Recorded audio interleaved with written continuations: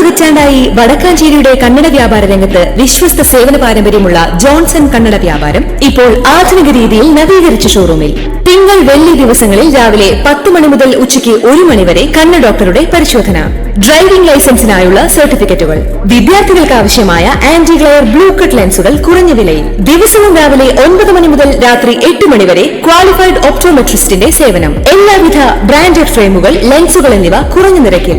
Johnson Kannada വ്യാപാരം, John's tower, divine ആശുപത്രിക്ക് എതിർവശം, Vadakkanchery. Phone 94963474.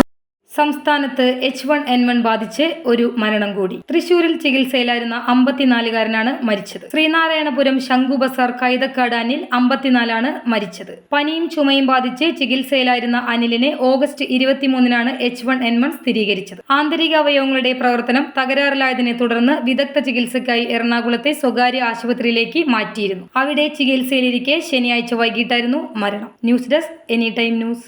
കൂടുതൽ വാർത്തകൾക്ക് ഞങ്ങളുടെ ചാനൽ സബ്സ്ക്രൈബ് ചെയ്യുക. ഫേസ്ബുക്ക് ഫോളോ അപ്പ് ചെയ്യുക. വാർത്തകൾ വേഗത്തിലറിയാൻ എനി ടൈം ന്യൂസ്.